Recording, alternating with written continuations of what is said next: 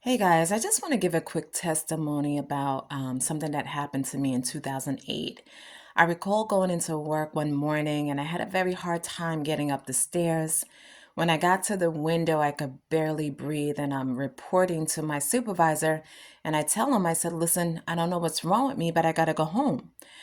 By the time I got home, it was 9:30 a.m. I fell asleep and I woke up and it was 9:30 a.m. And I'm saying to myself, wow, I didn't get any sleep at all.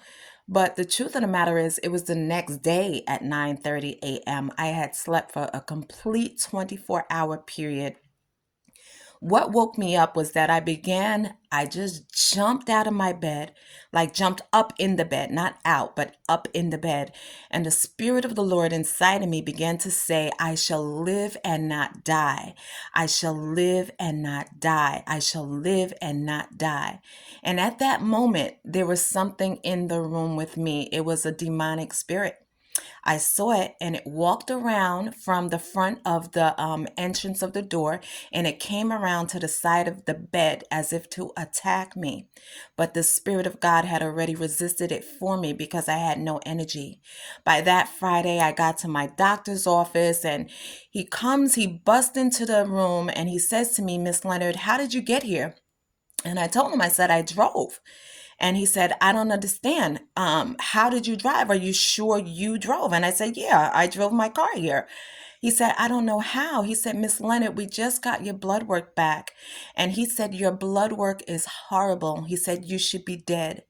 It was at that moment that I realized that I was fighting the spirit of death. And it wasn't me fighting it, it was the Spirit of Christ in me that fought that battle.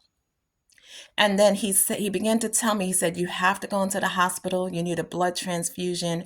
And I refused to go in because it was the weekend of Christmas and I didn't want my family to be worried about me being in the hospital over the holidays. And so I said, I can't go in. So what he did is he called his friend who was a hematologist and oncologist doctor. And I had to go for 20 weeks of iron infusions. My blood was so low. I had a tumor that was draining me from the inside. And my doctor had told me, Miss Leonard, if you didn't get here sooner, you would have died. So nobody in this world can tell me that the Spirit of Christ is not real. It's the Spirit of Jesus that rose up in me, that fought for me and fought death off for me that day.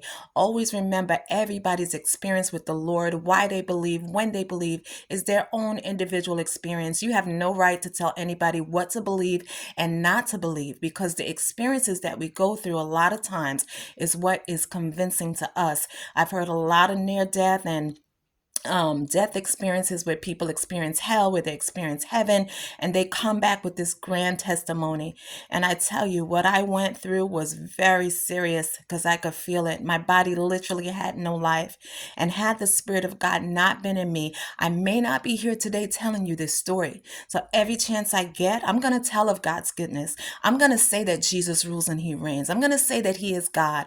I'm going to say that he is the Lamb, the Son of the true and living God. I'm always going to profess that Jesus Christ is Lord.